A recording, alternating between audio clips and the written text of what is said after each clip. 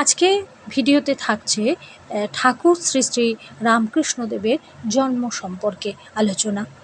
ঠাকুর শ্রী শ্রী রামকৃষ্ণদেব হুগলি জেলার অন্তঃপাতি কামারপুকুর গ্রামে এক সৎ ব্রাহ্মণের ঘরে ফাল্গুনের শুক্লা দ্বিতীয়া তিথিতে জন্মগ্রহণ করেন। ঠাকুর শ্রী শ্রী রামকৃষ্ণের জন্মদিন সম্বন্ধে মতভেদ আছে। অম্বিকা আচার্যের কোষ্ঠী, এই কোষ্ঠী ঠাকুরের অসুখের সময় প্রস্তুত করা হয় ৩রা কার্তিক ১২৮৬, ইংরাজির ১৮৭৯।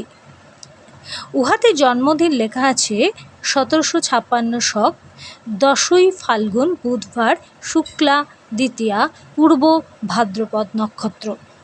ক্ষেত্রনাথ ভট্টের ১৩০০ সালে গণনা। এই মতে ১৭৫৪ শক ১০ই ফাল্গুন বুধবার শুক্লা দ্বিতীয়া পূর্ব ভাদ্রপদ, সব মিলে ১২৩৯ সাল ২০শে ফেব্রুয়ারি ১৮৩৩। লগ্নে রবি চন্দ্র বুধের যোগ, কুম্ভ রাশি, বৃহস্পতিবার শুক্রের যোগহেতু সম্প্রদায়ের প্রভু হইবেন।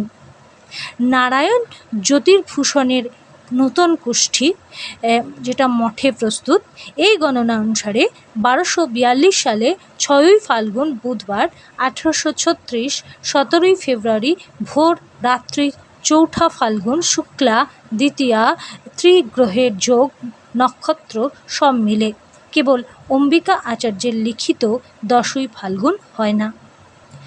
ঠাকুর মানব শরীরে ৫১-৫২ বৎসর কাল ছিলেন। ঠাকুরের পিতার নাম ক্ষুদিরাম চট্টোপাধ্যায় এবং মাতার নাম চন্দ্রমণি দেবী। ঠাকুর শ্রী শ্রী রামকৃষ্ণের ছেলেবেলার নাম ছিল গদাধর। ঠাকুর শ্রী শ্রী রামকৃষ্ণদেব মন্দিরে পূজারীর কাজে প্রথম ব্রতী হন ১৮৫৭-৫৮ খ্রিস্টাব্দে।